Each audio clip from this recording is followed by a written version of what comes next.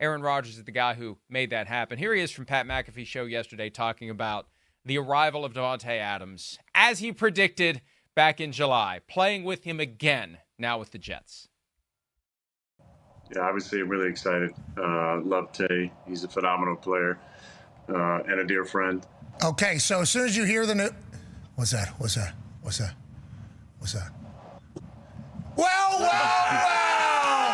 Here he is!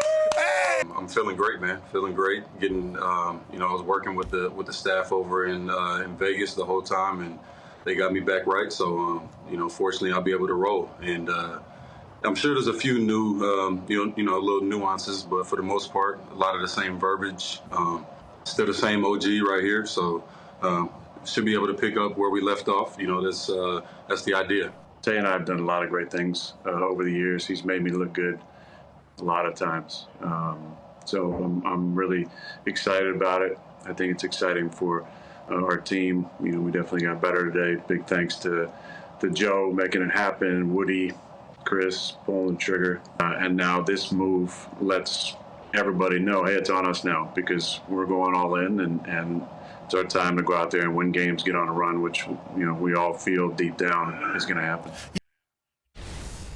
Apparently, the comment that Davante Adams made a couple of years ago after being traded to the Las Vegas Raiders, that anytime you go from one Hall of Fame quarterback to another Hall of Fame quarterback, it's going to be a little bit of an adjustment. Apparently that wasn't enough, Michael Holley, to get Davante Adams on the island with the former friends and fallen family members of Aaron Rodgers, who, if you say that one thing, and you never know what that one thing is, you say that one thing that he doesn't like, and you're exiled like Napoleon.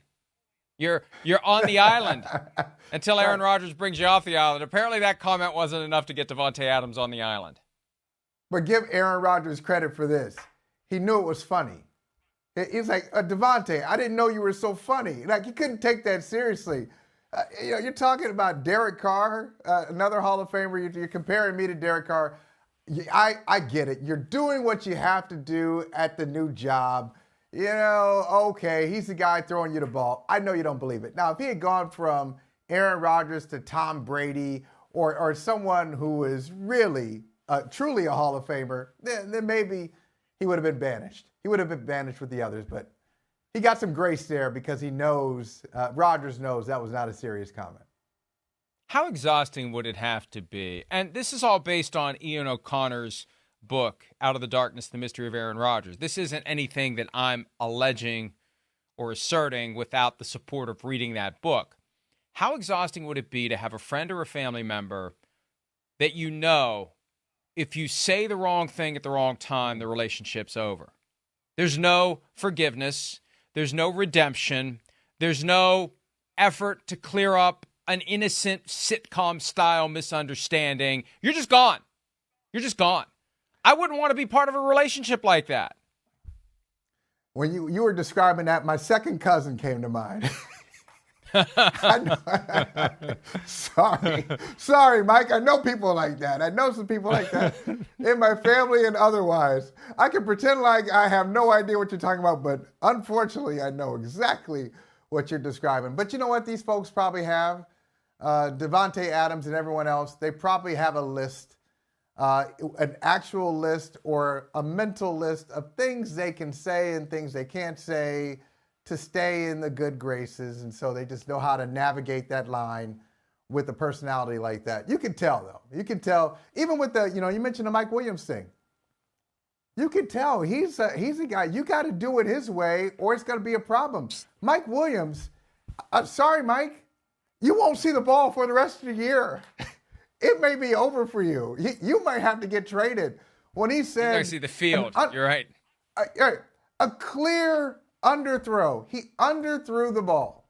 That's what happened. It was an underthrow. Mike Williams slipped. And if the ball had been better, if it had been a better ball, maybe he gets there. Okay, he's underthrown. He's underthrown. And then he turns that around to, hey, he's supposed to be on the red line. He's supposed to be a little bit over, and that's the play. And he pretty much ran the wrong play. Maybe. Both things can be true. It was an underthrow, and maybe he ran the wrong play. But I mentioned Brady. One of my favorite Brady stories, and this is before Devin McCourty got there. I think this is probably like in 2003, 2004. You may remember this game. Remember the game where Belichick called for in Denver? Belichick calls for an intentional safety. Yes. They're losing to the Broncos. Monday night game. Calls for an intentional safety, and then they come back and win the game. Tom Brady looks at his receiver. I think it was David Givens. Givens ran the wrong route. Brady said, okay, he's running the wrong route, but I see where he's going. So on the fly, split-second decision, I'm going to throw it to where he's going, even though it's not the route that we talked about in the huddle, and turned into a big play in the game. I think that's what quarterbacks do. And if they can't pull it off, they certainly don't tell the world about it after the game. Yeah, we're going to get to that in a second. I do have to say one thing, because I've never made this connection, I don't think, until you mentioned your second cousin, because I started thinking, do I have family members who are like that? Am I like that? I'm not like that. I'm not like that. I'm big on forgiveness and redemption. I really am. And I try not to get mad unless there's really a good reason, and it's a slow boil, and it's usually some stupid thing that sets me over the edge because I've been bottling it up for weeks, if not months, if not years. But I'll say this, moment of personal privilege. My mother, who died 29 years ago tomorrow, was just like that. Although there was a path off of the island for her once she forgot why she put you on the island.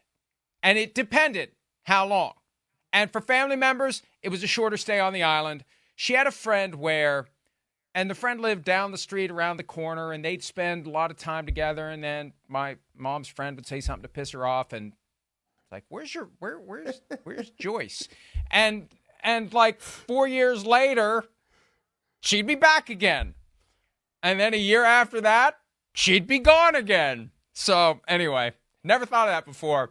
Maybe it's one of the reasons why I feel like at some level I can relate to Aaron Rodgers, because, I mean, I was on the island, but very temporarily, because, I mean, I'm a kid. Like, what, you can't disown your kid, although I was threatened with disownment many times as a child. She never made good on it because she probably couldn't have. But anyway, well, you were first on that island. Yeah.